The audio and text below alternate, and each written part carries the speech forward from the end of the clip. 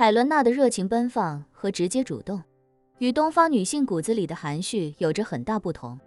不过，林婉儿对海伦娜的表现却很能理解，她知道海伦娜对叶晨的感情。眼见叶晨带了3个女人来这里，即便没有所谓的危机感，也一定会有一较高下的心态。只是云如歌和宋如玉多多少少还有些不太适应，总觉得海伦娜对叶晨这般直接，倒显得自己不该跟着过来当电灯泡。叶晨也有些尴尬，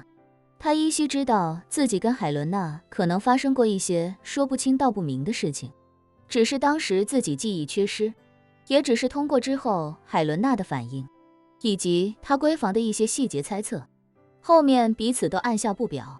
也算是心照不宣，所以他也没有刨根问底。眼见今日的海伦娜比之前还要直接主动，他感觉后面在这里跟这几个女人一起生活，可能要比自己想象的还要麻烦。在海伦娜的带领下，几人来到皇室的极地别墅内部，房子明显经过非常仔细的打扫和布置，比叶晨上次来时要显得考究许多，没有了那种闲置许久的感觉。客厅内，壁炉已经升起明火，木柴噼里啪啦的爆燃声在房间内回荡，让人感觉格外舒服。海伦娜邀请几人在壁炉旁的沙发入座，随后便笑着说，这套别墅一共有5个房间，楼上3个，楼下2个。叶先生的房间在1楼主卧，3位女士的房间在2楼，稍后我带3位上去看看，3位协商一下该如何分配。宋如玉心中腹诽，这个北欧女皇好生不知廉耻，堂而皇之将自己的房间和叶先生安排在一层，就算是4个人中选一个，也应该是林小姐与叶先生住一层才合理，哪里轮得到她？林婉儿倒是对这个安排没什么意见，转而对宋如玉和云如歌说，宋小姐和云小姐一会儿先去选吧，我住哪里都无所谓，你们选好剩下的一间留给我就好。云如歌、宋如玉都知道林婉儿底细，心中对她心存敬畏，于是2人纷纷表态，还是林小姐先选吧，我们俩怎么都行。一旁的海伦娜见3人都默认要住楼上，心里有些得逞的小小快感，随即便笑着说，3位，我来的时候让人准备了很多的食材，因为担心打扰诸位，所以就没留佣人，而且考虑到大家生活习惯和吃饭的口味不尽相同，所以接下来这些日子可能需要我们一起准备餐食了。云如歌举起一只手来说，女皇陛下，在下辟谷多年，只需有饮用水即可。宋如玉也举手道，我也辟谷了。海伦娜一脸茫然，请问辟谷是什么意思？叶晨开口解释，他们2位和我一样，都是修道之人，身体机能已经不再需要依靠食物来提供能量了。海伦娜不知何为修道，她只知道叶晨有着很多神秘且强大的能力，用西方的话说，可以算得上是超自然的能力，但这其中具体是怎么回事，她并不清楚。不过今日听叶晨说出修道2字，她虽然不懂，但心里却很开心，因为在她看来，这意味着叶晨已经决定向自己坦白这个秘密，也说明2人之间又少了几分距离。于是他看着叶晨，柔声道，原来叶先生的实力属于修道，看来这一定是东方特有的超自然力量，与西方传说中的魔法巫术应该是殊途同归。宋如玉嘟囔道，魔法和巫术应该是影视作品和童话故事里骗小孩的吧。见宋如玉态度中多多少少有些轻蔑，海伦娜倒也不生气，而是笑着说，现实中有没有我也不敢乱说，只是感觉既然东方有这种超自然力量，那想来西方如果有类似的也不算稀奇。叶晨饶有兴致地问，你们皇室这么多年，没有过相关的传说和记载吗？海伦娜如实说道，传说和记载都有，但很多都是中世纪时期留下的，所以也不好考究是真是假。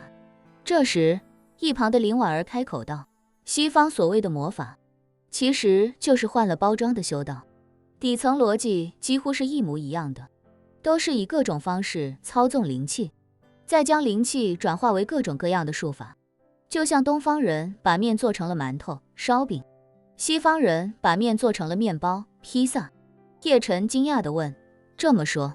林小姐曾经亲眼见到过？云如歌和宋如玉也不禁看向他，都知道林婉儿活了300多，将近400年，肯定见多识广，所以也都不约而同地等着他为众人解惑。林婉儿点了点头，轻描淡写地说：其实很多领域都不是东方或者西方独有，就像东方用易经八卦来占卜，西方也有占星术、塔罗牌和水晶球，而且也不好说谁更先进，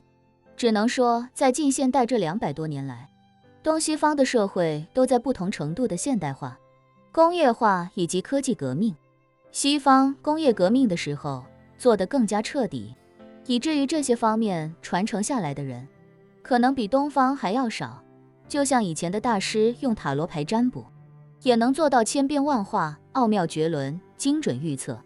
但现在所谓的大师，更多是等一些皮毛的江湖骗子。时代变了，有些东西就逐步被淘汰了。叶晨倒是第一次听说西方魔法与东方修道底层逻辑相同的说法。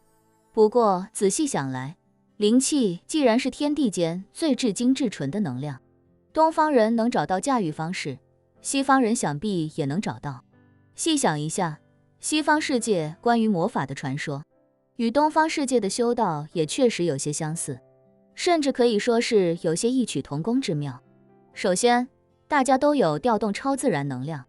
转化成风雨雷电以及各种进攻方式的能力。其次，大家也有各种各样能够增强实力的法器，以及各种提升修为或者带来特殊功效的药品。再次，自己曾经在张二毛那里得到的那块玉牌中，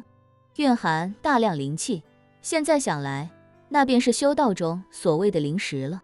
而魔法传说中，也有蕴含超强法力的魔法石，归根结底，应该是一种东西。海伦娜没想到，众人里年龄最小的林婉儿，好像见识反而更广，连叶晨都要向她咨询，而且一脸虚心讨教的模样，心中不禁有些疑惑，问她：林小姐，你见过魔法师？林婉儿嫣然一笑，说：见过，确实是见过的。海伦娜惊呼道：那也就是说，魔法师现在还存在？海伦娜不知林婉儿年龄，以为林婉儿17、18岁。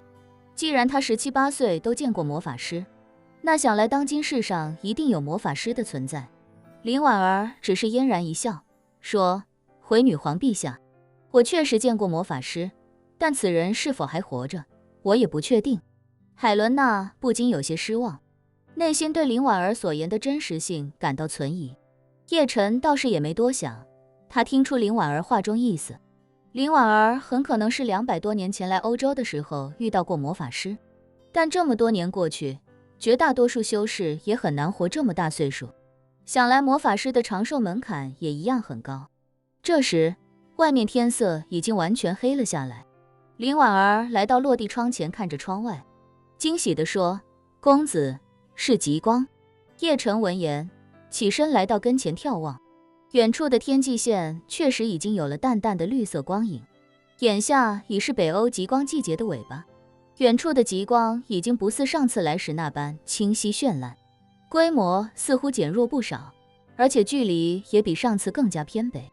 不过，这正是印证极光改变的源头究竟在此地，还是在自己身上的好机会。若是追上这远处的极光时，那极光还会发生异变，想来源头就在自己身上了。于是他有些兴奋地便转过身，对云如歌和宋如玉说道：云小姐，宋小姐，我这次带你们来极地，除了闭关修炼之外，还想带2位一起参悟一下此地的神秘一变。2位若是有兴趣的话，不妨与我一起一探究竟。